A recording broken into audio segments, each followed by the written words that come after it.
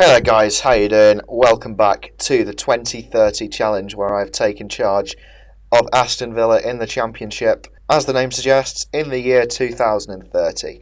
And I introduced the start of a sort of poor run of form in the last episode, especially in the league. We were starting to drop points, picking up draws, defeats, etc.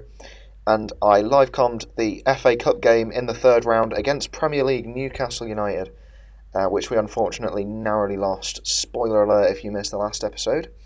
But I've got to say now, our form has not improved in the slightest since that result. I show you the couple of results that we've had. I mean, there's not much to review here, just a couple of very disappointing performances. So we first hosted Barnsley after the cup defeat against Newcastle, and Ricky Baxter gave us the lead on 11 minutes. However, it didn't take long for Mark Bridgman to equalise on 14. Just before half-time, Ricky Baxter popped up with the perfect precursor to the team talk, putting us 2-1 up at half-time. However, Barnsley came out of the traps flying in the second half, and instead of us taking the momentum through, it was them. Ivan Martin on 47 minutes getting the goal, and then Mark Bridgman completing his brace on 60. And it was a disappointing collapse after being 1-0 up and then 2-1 up. We really should have seen the game out. It doesn't matter that Barnsley are sort of playoff contenders. We really should be seeing out these results from winning positions. We then faced relegation-threatened Burnley at Turf Moor, and much of the same story really. Ivan Slavkov gave us the lead after just 4 minutes, and then we just hung on without trying to bomb forward for a second, which is what the superior team really should be doing. We just held on for our lives, and in the end it cost us points to Swansea yet again that we cannot afford to keep dropping. Today's live com is at Villa Park, and we'll be taking on Wolves. So we have a derby game, and if we win it, the perfect tonic to cure this terrible run of form and springboard the rest of our season. So I hope that we can step our game up in this game, really give the fans something to cheer about in January, because it's been a miserable month so far, with a draw and 3 defeats, which is not what the fans here are used to, given that we are currently chasing promotion. I'm going to look at the Sky Bet Championship table now, and we have slipped to second. Well, I think we're still in second from the last episode, but we are 5 points behind Swansea, admittedly with a game in hand. But even if we win that, obviously, we're 2 points adrift now of the top spot. So it's going to be quite a challenge to claw that back. Greg Nichols, through injury, has slipped now to 4th in the top goal scorers. You'll recall he dominated the top goal scorer chart for quite some time. So, I mean, his injuries really had an impact on our season, I feel. In terms of the chasing pack, we've got Sunderland just 2 points behind us, who've played the same amount of games as us, which is very worrying indeed. We're only a defeat away, potentially, of slipping out of the automatic promotion places. And to be honest, if we don't get promotion this season, it would be a disaster. Just financially, with the wages that we're paying our players in this league, we need to go up this season. Otherwise, things could get very, very messy, and I will have to sell a lot of players. And probably ruin the save in doing so. So we'll try not to think about that. But yeah, Swansea playing very well at the moment, hence they've really stretched the lead. And we are playing so terribly, so it's going to be interesting to see how we approach the Wolves game. Little update on the under-18s then. Same candidates, Billy Bishop, Vince Bull, obviously leading the way in terms of the most talented and currently the best players in our team. But we are still leading the under-18s Group 1 North by 10 points. It mystifies me completely how we're doing so well in this competition. But it just goes to show that our youth setup is really on point. And hopefully we can use this youth setup to bring through players like Bishop and Bull and make them established stars in the first team once we do reach the dizzy heights of the Premier League. And in all honesty, there's not much else to review because there's been, 2 fixtures since the last game. So yeah, not much has gone on really. I've not been able to buy anyone in January because it would kill the club, quite simply. We're spending 65k on a 31-year-old. We're not in a position to invest more money in the club really. Let's get into the game anyway. Alright, so the team we're going with, we've not really had much of an opportunity to change anything really because injuries to key players are still rife. We've got Remy Osborne, our first choice keeper, injured, Patrick Bangard, a right back, Donachi, one of our left midfielders, and Greg Nichols, the star striker, is still out injured for another 4 to 12 days. I think that injury, more than any, has really cost us so far. But the team we're going with is Heron in goal, with Atkinson, Halub, Marty and Hamichi the back four. Hamichi not a natural centre-back, but because of injuries he's had to play at right-back. Sorry, he's not a natural right-back, I should have said. Chris White on the left wing, Martinez, Gonzalez, Antlek and Sadler, the midfield three, with Baxter and Slavkov up front. Let's get into the game, and let's try and win this derby for the fans. Okay, so Wolves lining up with a flat midfield five. With a lone striker up front who looks fairly isolated up there. I don't know why they would choose to do that, but nevertheless the fullback's looking pretty defensive as well, so I'm guessing they're trying to park the bus against us, which is probably a sensible strategy. Anyway, we need to tell these guys that we are the favourites here and we should be beating our local rivals, as they're a mid-table side really. If I'm not mistaken, which I probably am, they actually went up last season as League One champions or runners-up.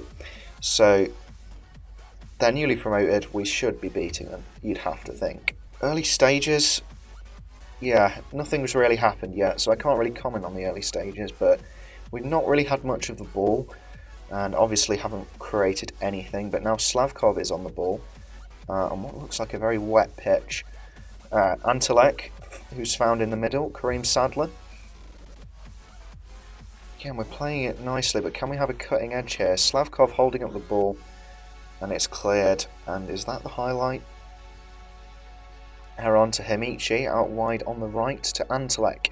Martinez Gonzalez, can he make something happen? Baxter might, Slavkov straight at the keeper. Chris White, surely. It's 1-0. 16 minutes gone. We're good at taking leads, but we're terrible at keeping them, as our recent form has suggested. So the hard work really starts now that we've got our lead, and you can see the rain really is leathering it down.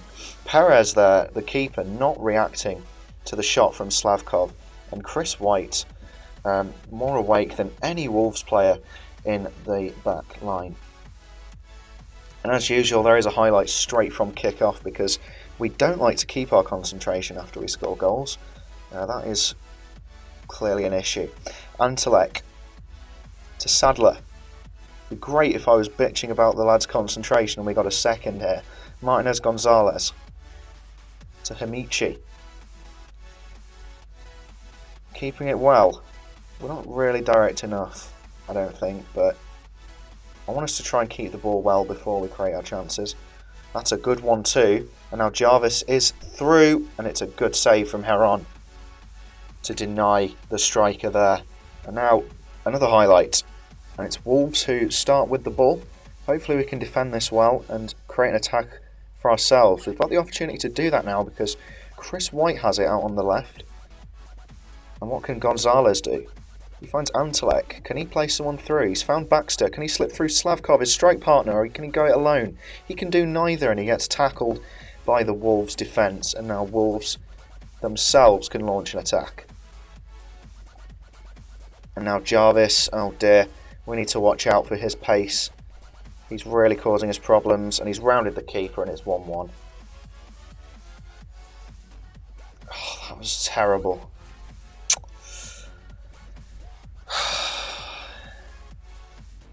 Defence more concerned about trying to appeal for the offside than actually picking the man up, and the keeper really had very poor positioning for that goal. Can we get the goal back now before the break? It's Hamichi to Slavkov, hits Perez, the rebound goes in and it's 2-1. Ivan Slavkov with his 7th goal of the season. He really had a rich vein of form earlier in the season. It's been more Ricky Baxter who's carried the team since Nichols' injury. It seems like Slavkov can only really play that well when Nichols is in the side, but he's grabbed himself a goal there.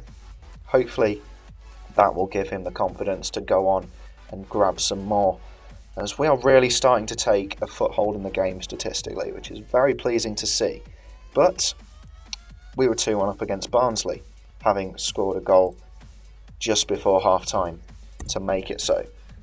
And we collapsed, and it was 3-2 at full-time. So we need to retain our concentration here. Right, McCum for Wolves, and they can't get past our back line just yet, but stretching the play. Jarvis has been a handful all game. Heron with the save, and we're living dangerously, as per usual here. Antelek, come on, seal this with the free kick. Oh no, it's straight at Perez. He should have buried that. Well, I shouldn't expect him to smash it in from 25 yards. Maybe I've just been playing with two high-quality players on FM in recent saves. Baxter now. Come on, we really need to kill this game and take advantage of our statistical domination here, because the only stat that really matters is goals, as Slavkov hits it wide. Under a lot of pressure from the defenders, to be fair, so can't really complain too much. We've got another highlight now, and this result is by no means guaranteed. Can we launch something now? Martinez Gonzalez on a yellow card.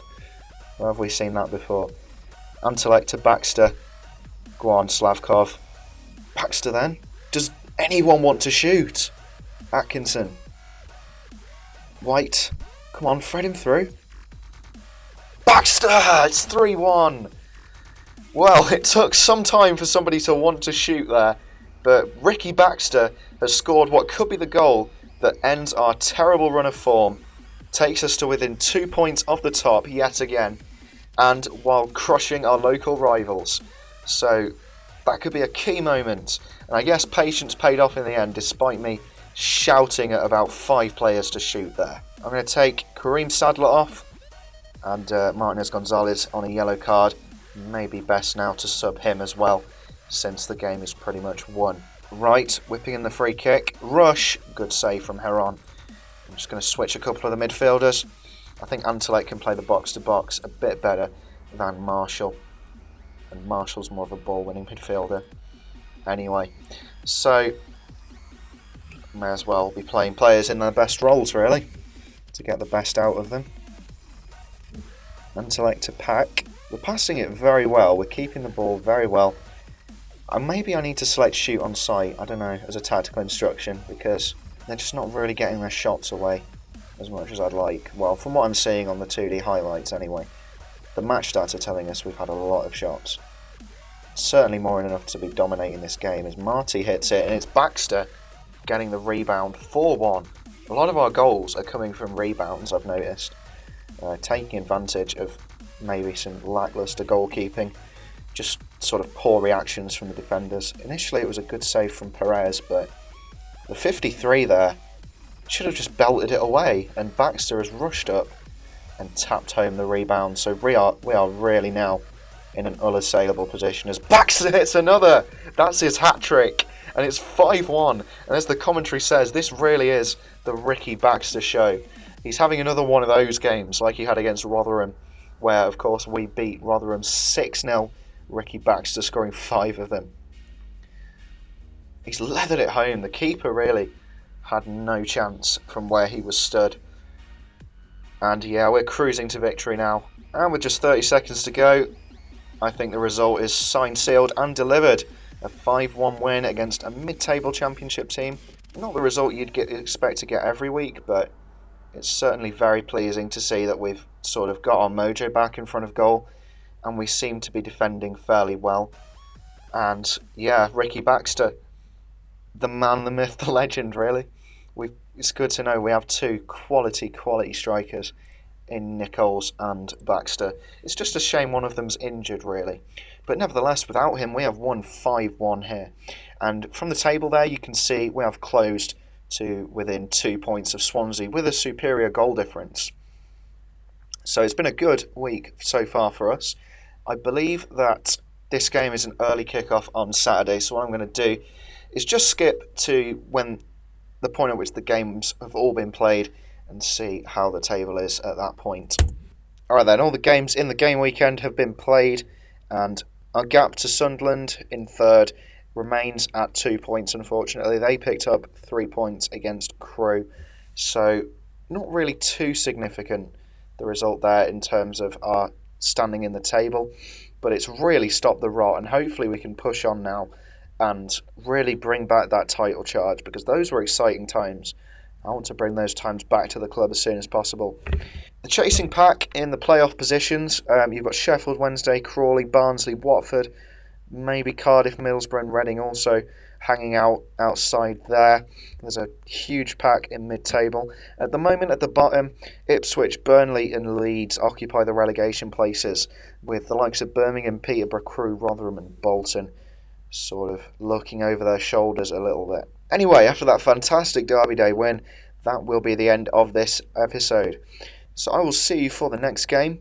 I'll probably leave it a few more games before I livecom the next one. I don't know whether to livecom another Birmingham game or whether to livecom something sooner. I think, yeah, I will livecom